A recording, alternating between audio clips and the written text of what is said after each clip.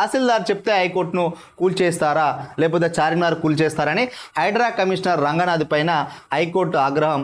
మరి హైడ్రా కమిషనర్ రంగనాథ్ గారికి కొంత హ్యూమటేరియన్గా ఆలోచించాలి, మానవతా దృక్పథంతో ఆలోచించాలి.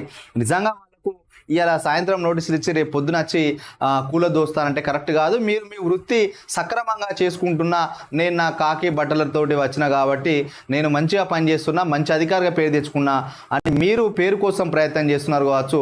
కానీ కొంతమంది 30, 40, 50 సంవత్సరాల జీవితాలు నష్టపోతున్నాయి. మీరు తీసుకునే నిర్ణయాల వల్ల ఎంతోమంది నష్టపోతున్నారు. జైలుకు వెళ్ళే పరిస్థితి తెచ్చుకోవద్దని వార్నింగ్. అమీన్పూర్ నిర్మాణాలపైన కూల్చివేతలపైన సీరియస్. మీరు ఇట్లనే చేస్తే హైడ్రా జీవో 99 పై స్టే ఇవ్వాల్సి వస్తుంది. శని ఆదివారాల్లో కూల్చివేతలు వద్దంటే ఎందుకు చేపట్టారు? రాజకీయ భాషల మాట వింటే బలిపీఠం ఎక్కేది మీరే. రాత్రికి రాత్రే హైదరాబాద్ మారిపోవాలంటే ఎట్లా?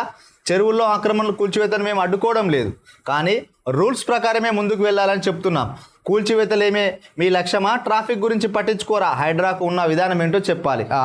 ఇక్కడ హైకోర్టు మంచిగా గట్టిగా అరుచుకున్నది. ఎందుకనంటే పైన ఉన్న బాసులు చెప్తేనే మీరు చేస్తారా అంటే మీరు చట్టాన్ని న్యాయాన్ని గౌరవించడా అంటే చెరువుల విషయంలో మీరు చేసే కూల్చివేతలకు మేము సపోర్ట్ చేస్తున్నాం, కానీ దానికంటూ ఒక పద్ధతి ఉంటుందని కూడా ఇక్కడ చెప్పడం జరిగింది. అవి కూడా రూల్స్ ప్రకారమే మీరు కూలగొట్టాలి, ముందుకు వెళ్ళాలి. కూల్చివేతలే మీ లక్ష్యం అయితే ట్రాఫిక్ సమస్య ఉంది. మరి 30 ఫీట్లున్న రోడ్డు కాడ మనం 20 ఫీట్ల రోడ్డు ఉంటుంది, 100 ఫీట్లుండే కాడ అటు ఇటు మొత్తం ట్రాఫిక్ ఇబ్బంది జరిగే విధంగా ఆక్రమణలు జరుగుతుంటాయి. మరి వాటిపైన కూడా దృష్టి పెట్టింది. ఒక్క కూల్చివేతలు అనేది అంటే ఇక్కడ ఏం చేస్తున్నారంటే వాస్తవానికి ముఖ్యమంత్రి రేవంత్ రెడ్డి గారు దీని వెనుక మరి చాలామంది అంటున్న మాటలు నిజమేనా అన్నట్టు అనిపిస్తుంది.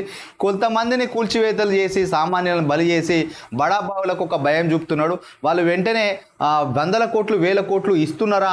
మరి వాళ్ళకెందుకు వాళ్ళ జోలికి పోతలేరని చెప్పి సామాన్యుల నుంచి వస్తున్న ప్రశ్న. మరి నిజంగా బడాబావులై సంబంధించిన 50 అంతస్తులు 100 అంతస్తుల పెద్ద రియల్టర్లు కట్టిన వాటిని కూలకు దూసిన తర్వాత పేజీలపైకి రావాలి, కానీ ముందు పేజీలకు భయభ్రాంతులకు గురి చేసి వాళ్ళకు మాత్రం నోటీసులకు అవకాశం ఇచ్చి కోర్టు వేటాడు స్టే విధించకుండా చేసి అవకాశం ఇస్తున్నారంటే అర్థం వాళ్ళతోటి ఏమైనా లోపాయకారి ఒప్పందం చేసుకున్నారా ముఖ్యమంత్రి అని కూడా సామాన్యులు వాళ్ళ ఆవేదన వ్యక్తం చేస్తున్నారు. ప్రతిపక్షాలు కూడా గగ్గోలు పెడుతున్నాయి. ఇక్కడ హైడ్రా విధానం అంటూ ఏముంది? ఆగమాగం కూల్చివేతలు ఎందుకని హైడ్రా కమిషనర్ రంగనాథ్ హైకోర్టు ప్రశ్నించింది. రాత్రి అన్ని మారిపోరంటే కుదరని కూడా శని ఆదివారాల్లో సూర్యాస్తం తర్వాత కూల్చరాదని ఆర్డర్ ఇచ్చింది. అట్లయితే ఈ జీవో 99 ఇచ్చింది కదా ఈ గవర్నమెంట్ హైడ్రాకు సంబంధించిన ప్రతిపత్తి గురించి, అసలు హైడ్రానే ఆపేసే ప్రయత్నం చేద్దాం, హైబాగ్ బ్రేక్ వేస్తామని చెప్పింది. తహసీల్దార్ చెప్తే కూలగొడతారని కూడా ఘాటుగా స్పందించింది హైకోర్టు విచారణ. అమీన్పూర్ సర్వే నెంబర్ 164లో ప్రభుత్వ స్థలంలో ఆక్రమణలను 40 గంటలు తొలగించాలంటూ సెప్టెంబర్ 20న తహసీల్దార్ ఇచ్చిన నోటీసును సవాల్ చేస్తూ డాక్టర్ మహమ్మద్ రఫీ అమీన్పూర్కు చెందిన గణేష్ కన్స్ట్రక్షన్ పిటిషన్ దాఖలు చేశారు. దీంతో పటేల్గూడలోని విల్లాల కూల్చివేతలపై ఇచ్చిన నోటీసులను సవాల్ చేస్తూ కె శ్రీనివాసరావు, కోటేశ్వరరావు ఇతరులు మరో పిటిషన్ వీటిపైన జస్టిస్ కె లక్ష్మణ్ విచారణ చేపట్టారట. మరి విచారణ చేపట్టిన వాటిని కూడా కూల్చేశారట్టుగా తెలుసు.